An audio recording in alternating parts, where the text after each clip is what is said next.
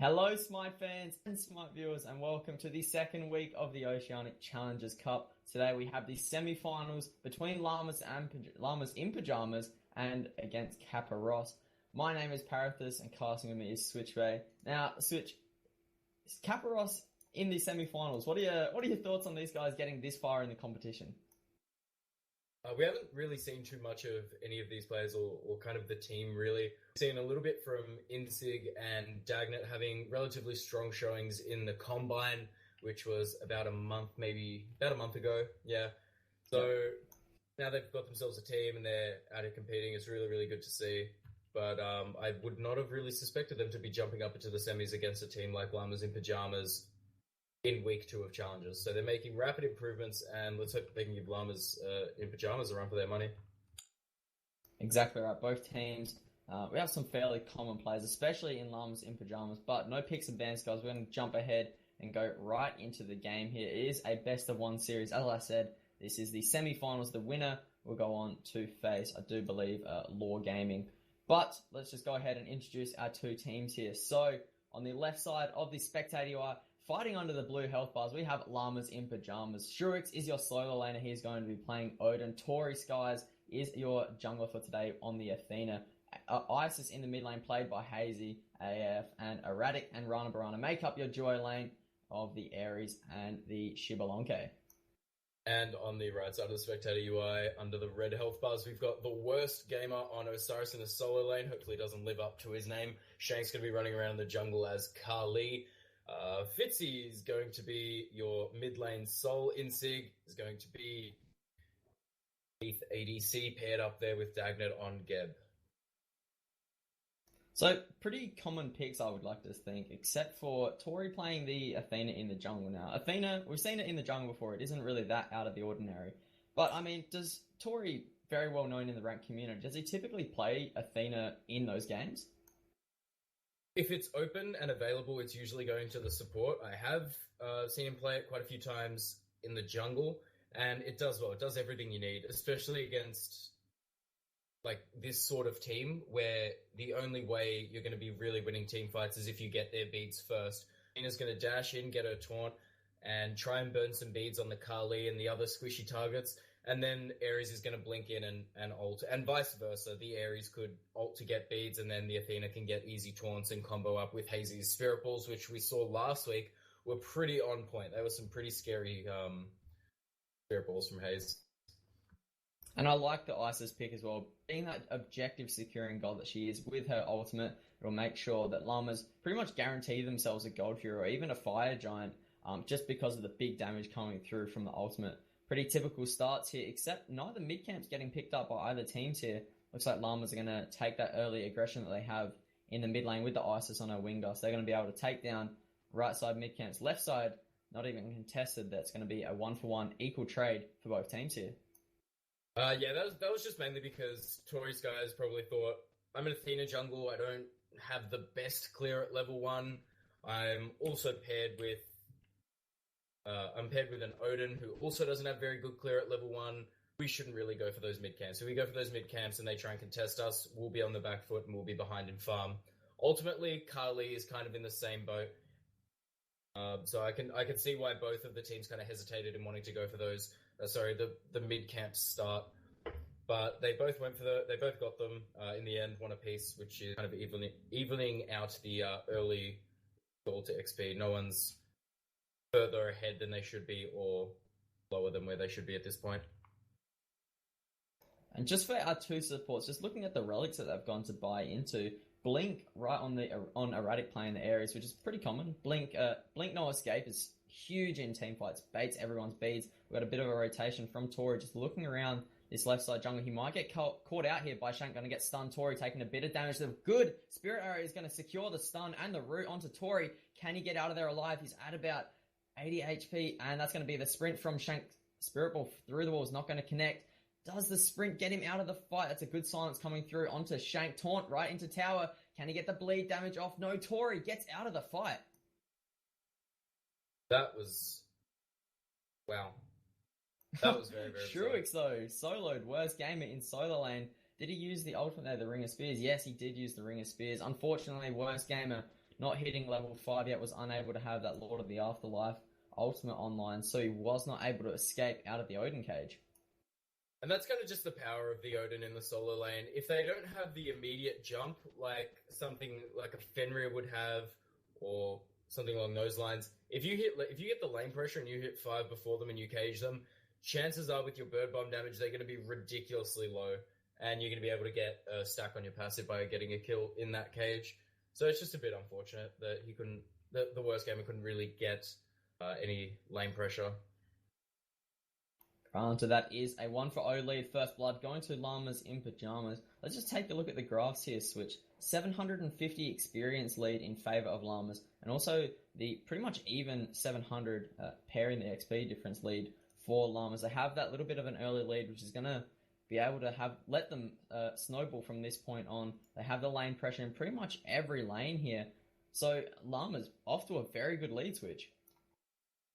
They are indeed, but if you look at the team compositions, you see the Odin and you see the Ares, two very predominantly early game characters. Towards the late game, their opposing team counterparts are gonna, they're gonna be better off in the late game. But over to the left side, we do see Erratic managing to land 2 chains onto Dagnet and 1 onto Insig, getting them very, very low. Runner is going to be credited with that kill and get to pick up a stack on his passive early, which is good. That's really, really good. That's exactly what he wanted. Erratic got him super low, and he came through with his dash just to get that last hit.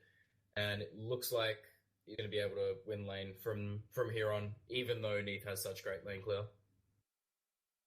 Rana hitting level 6, pairing alongside Insig there. Both building into the Transcendent start, which we typically like to see. As we see an invade over here of KappaRoss's red buff. Looks like Tori's going to be taking this one out with the help of Erratic and Rana. There's a jump coming through onto Shank, stun onto Erratic. He doesn't have the no escape to provide the CC for his team. The Supernova right onto Tori. It's going to provide massive amounts of damage. Spirit Arrow as well is going to come through. That's a good Spirit Ball right onto Insig. And a silence preventing the backflip. Fitzy gets himself a kill. Hazy with a return kill onto Insig. The Cataclysm goes off, but there's no follow-up whatsoever. 3-1 right now. That fight was definitely in favor of Llamas in Pyjamas. Yeah, they've just been able to skyrocket now. In the past minute and a half, they've managed to triple their gold lead. Admittedly, it was just around 600, 500, 600.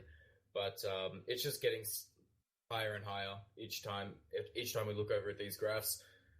Over to builds. I want to have a little squiz at the builds here.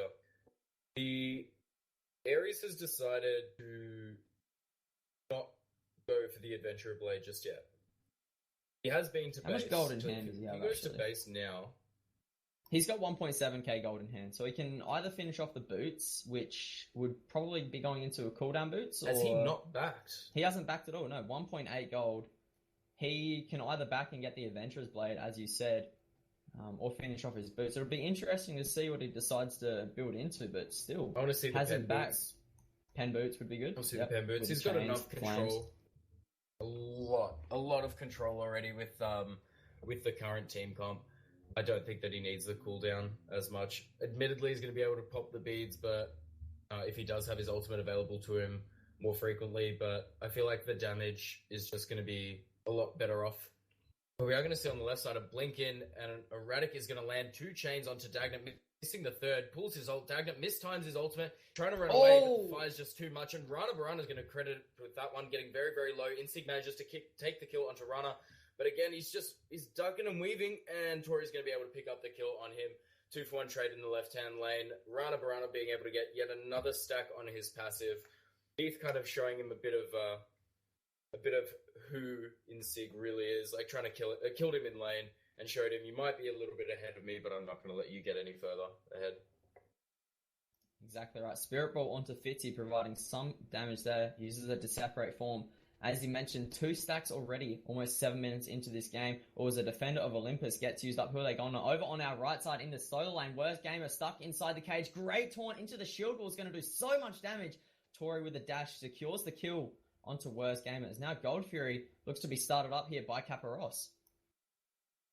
Tori's level 10 right now, which means he's had shield wall at max since rank 9.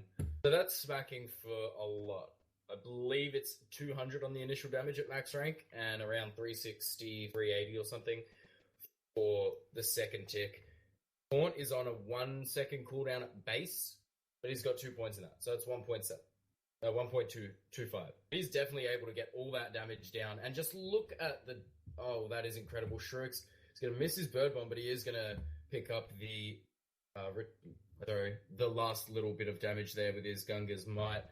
But look at Llamas in Pyjamas. They're just grouping in this left-hand jungle, focusing down on that red buff, not letting Fitzy get his red buff ever, which is really good. That's kind of what you want to do. You want to keep that soul under-farmed and not doing as much damage as she possibly can, because when she does, yeah, she's painful, and she's really gonna give them a hard time. But Llamas in Pyjamas are going to pick up the Gold Fury on the left-hand side. Beats coming out from Shank as the ultimate is used from Erratic. Looks like they're just going to disengage here. Llamas in Pyjamas just got the Gold Fury. They've got pressure in all the lanes. There's no real need to be fighting just yet. They need to probably get back, spend up all their gold, and come back to lanes and look to get their buffs and then push for some more objectives.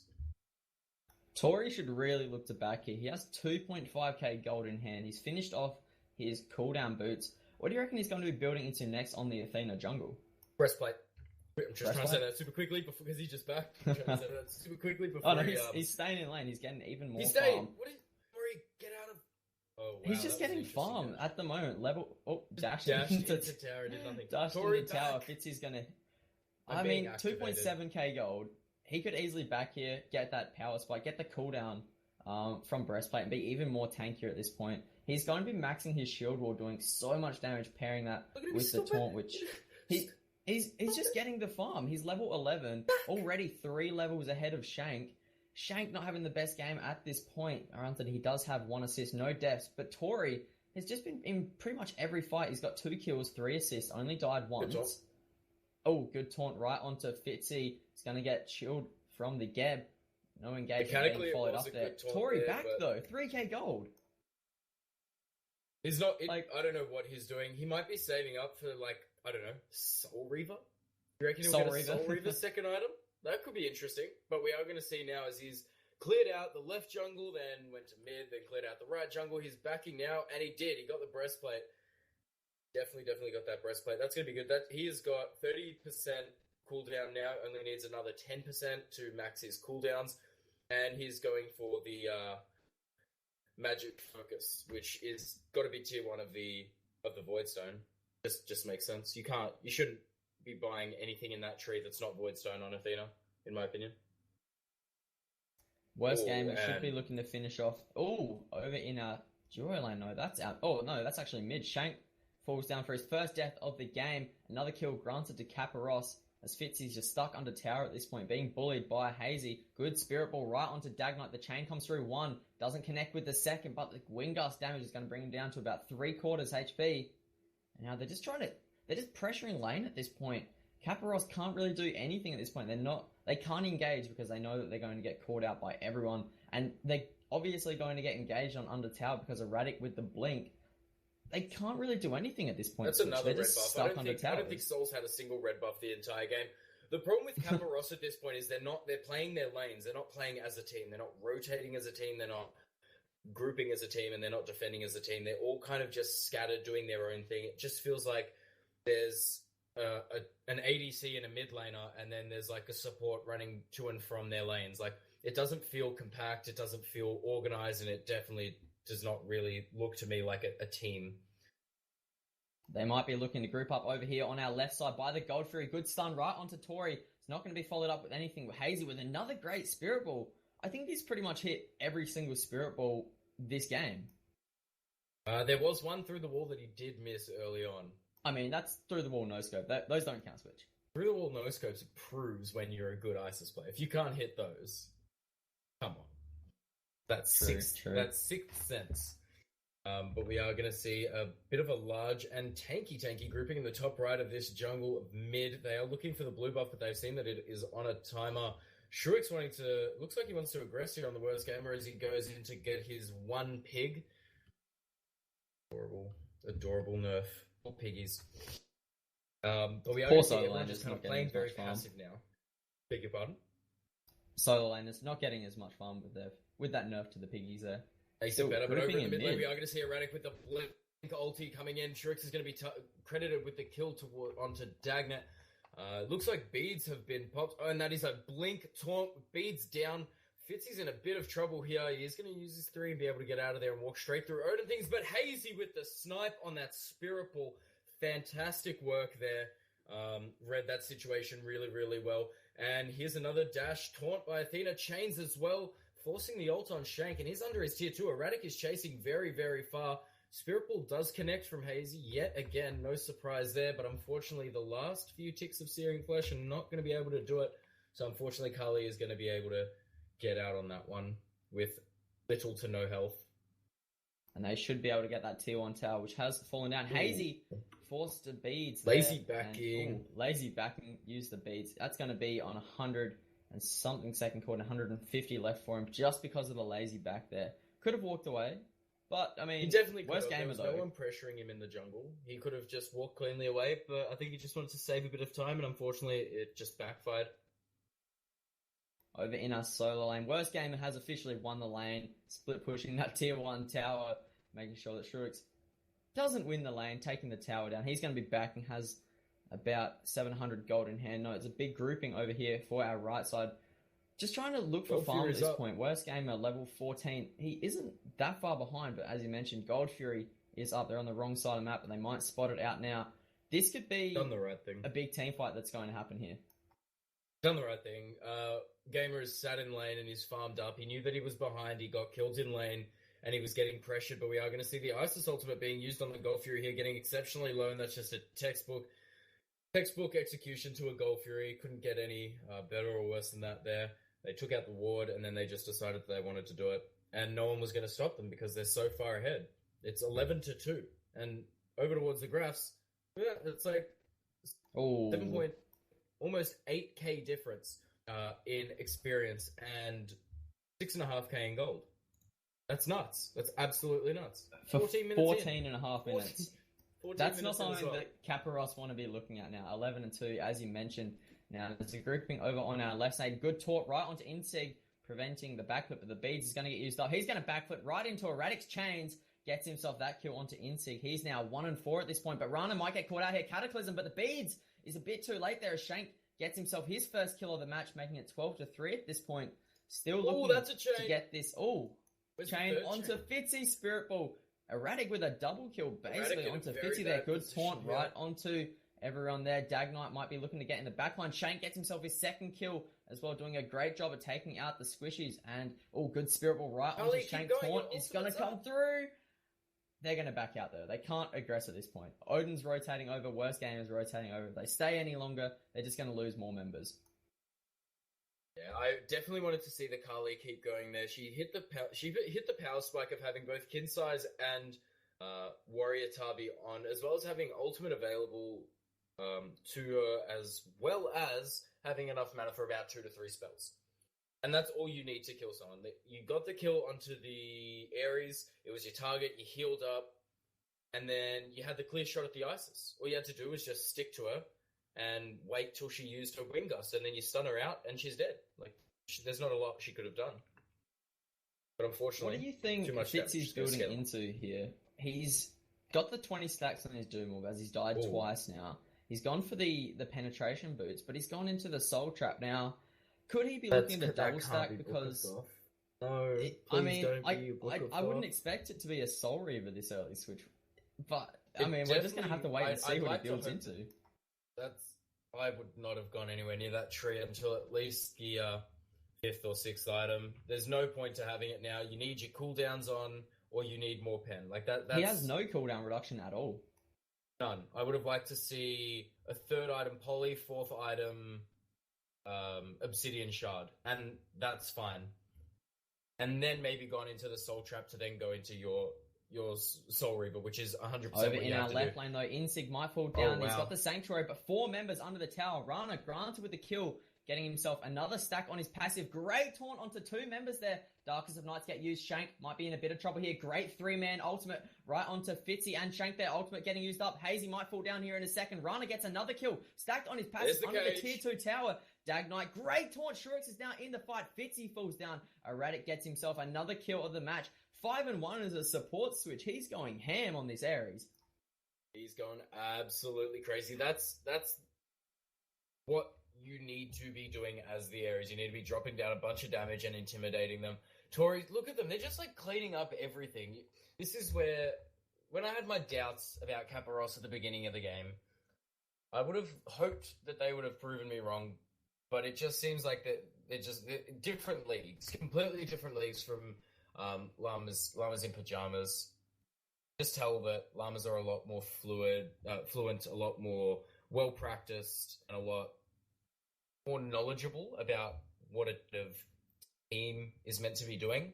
See how they're grouping, they're rotating over. So much better. It's just been, it's not, the difference is quite literally night and day.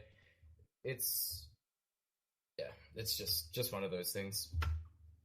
We saw when KappaRoss actually grouped up as a team, had their full four-man roster, four-man team taking out Llamas, and Shank got himself a double kill. He went crazy on the Kali, but then just in that tier 2 tower, they seemed to be going in just one at a time, and after 3 members died, Worst Gamer teleporting in and just getting caught out completely with no members there to back him up. So really, it just comes down to communication, fighting as a team. If KappaRoss really want to come back from this game, they need to start working together and fighting together as the tier 1 tower on the right falls down, and now they're going to be pushing for this tier 2 as there's a big grouping here by the 4 members of Llamas in Pyjamas. I feel like I was a little bit too harsh on them earlier. It's not that... It's more that... Oh, sorry, let me just rephrase as Erratic blinks in and tries to get his ultimate off, but we are going to see beads and a lot of stuff, a lot of CC immunity coming out there. The Worst Gamer forced to ult away as he gets pulled in, but Llamas in Pyjamas are just going to steamroll through this tower. This is a 3v4 on the right lane. Look at this damage. Oh my god. Erratic credited to the kill of Worst Gamer, and prior to that, Rana Barana picked up a kill in the Odin Cage. So everyone's benefiting off getting all these kills. The extra damage that's going to be coming through on an already fed Shibalanke. Not fully stacked yet, but oh my Shruix. Oh my Shruix. He's going to get killed here. He has to be killed here. There we go. Tower is going to be taking out that one. Dagnat very, very smart with that, chaining his CC well to keep him under tower as long as possible, but there's nothing they can do that. Phoenix is going to go down. Rana Barana and Fitzy trying to have a little boxing match. Fitzy takes a hit or two and realizes this guy is fed. I cannot fight him. And it looks like they're going to sprint to disengage here. They're calling for what looks like the mid-tier 2. It's a bit unfortunate, though, because you see KappaRoss and they've got a predominantly late-game composition with the Kali, the Soul, and the Geb. As we mentioned earlier, Llamas in Pyjamas have that very heavy early base team that kind of scales slightly well into the late game, purely on the back of Rana Barana. So if that fight could have gone slightly better towards, slightly favoured to KappaRoss, I feel that there would have been a much better comeback hope. But from what we've just seen here, it looks like Llamas in Pyjamas are going to back up wards and go for that fire giant and then inevitably push straight through mid and take down the Titan. It's not looking good for KappaRoss here. Not at all. And I would say look at the grass, but I'm sure that you don't really want to. Almost 16k experience difference and 1,300 gold difference. Looks like half of a mountain. I mean that's crazy. 13k gold at this point. Just look at the level advantage from each player here. 2 levels in favor of the solo laner. 5 levels difference for the junglers, 2 levels for the mid laners, 3 levels for the sports. There's a big grouping here over on our left side by that mid camp, no escape, right onto Dagnite. Supernova getting used up. 4-man Cataclysm is a great fight for KappaRoss, but they're stuck in the cage. Worst Gamer and Dagnite won't be able to get out of this one. They're turning their aggression onto Dagnite as he has the cage. He is not getting out of this fight. Taut's going to secure the kill. No, he's got the Geb shield. Can he fall down in a second? Chains. Second one does not connect. Hazy gets himself a kill. Erratic with another kill right onto Dagnite, turning in favor of Llamas in Pyjamas. Now they're turning their aggression onto Fitzy, chasing him down in this mid lane. Disapparate form is used up. Dash taunt onto Tori. He has the Sanctuary. Now they're just waiting for the damage to come off. Fitzy gets under tower though, but now Shank does fall down, however. That's the sprint engage onto the mid. Phoenix, we are going to see Fitzy inevitably fall down to Rana Barana there from a great dash taunt from Tori Skies. the amount of damage and the way they're just able to melt that Phoenix like butter is just a testament as to the Shibalanke late game. He does so much damage. There's going to be the mid and the right Phoenix down for KappaRoss, and it looks like a back and a call for a Fire Giant. This is... I just want to have a look at gold in hand. Yeah, everyone should really be backing on the side of Llamas in Pyjamas. 18k for Ares, 16k, 1.5k for the Shibalanke and Isis, respectively. I mean, they're going for fire. They can just end here. They honestly can end. They can just dive Phoenix. Since the 3rd minute. Yeah, true. Worst game of camp coming in is just late. Llamas. They're just missing all their abilities. I feel like if they were a bit more mechanically sound and able to hit the everything. Like, sorry, I'm just trying to think of like each individual like things that have been missed. Fitzy's been missing a lot of stellar bursts, and his supernovas have been next to irrelevant. Spirit arrows from Neath have been relatively good, but as we just saw there from worst going to Fire Giant was clearly down. I don't know if it was a bit of lag or something, but yeah, he was well after that. After that Fire Giant fell, just a mechanical issue now. I feel like there's a lot of development that needs to happen on the side of KappaRoss if they want to try and take a game from Llamas next week or the week before, or the week after, sorry. And just have a look at the builds here. So we're moving on to the 24th minute mark of this game, where it looks like Llamas are going to be trying to close it out here. The right Phoenix is coming up in a second. Spirit Ball right onto Hazy Silence, so the rollout does not go through. Shuix is going to be looking to dive on him with the Bird Bomb. Cage not coming through yet. Taunt right onto Dagnut. He's going to be walking away under the tower. But they could easily just siege this. Right tower's going to fall in about 2 hits. Worst Gamer trying to do some damage, but he's hit with the chains and slowed. He's going to be able to be stuck in the cage. He has the ultimate to get out of that one. Still taunted. Cataclysm not going to come through to the fullest extent. They're Shank in the backline trying to zone out Hazy, but he does not fall down. Hazy with a double kill on the Wind Gust. Now it's only 3 members up and available on the side of KappaRoss. Left Phoenix falls down. No escape. Going to be pulling no one through the wall as the beads gets used up by Insig. There's just been some fantastic plays by Hazy. He's 7-0-8 right now. And he's just gotten a soul. He just backed and bought a full Soul Reaver. If you thought he was doing damage beforehand, he is one shot potential right now. Fitzy is going to try and defend that right Phoenix, but unfortunately he just cannot. He just can't.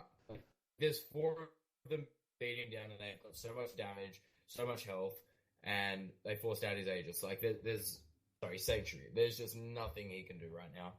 Looking very, very grim for KappaRoss. Fitzy went into the Book of Thoth, which is what I was talking about before that fight. He didn't go for the Soul Reaver, and he still hasn't sold the Doom Orb. Granted, he hasn't died for a while, and he's pretty much got full stacks on it. But at this point, he can't get those stacks up. He just isn't farming. There's just fights after fights, and he dies. But he has the Obsidian Shard, so he's going to be doing a bit more damage with that one. But interesting build coming through from Shank here, going into the Odibo. Odibo's just there because of the clustered team fights. He's realised that Llamas in Pyjamas have got a very well put together team fight. But as that's being said, we are going to see Shuix jumping in and forcing the ult out on Osiris there with the cage.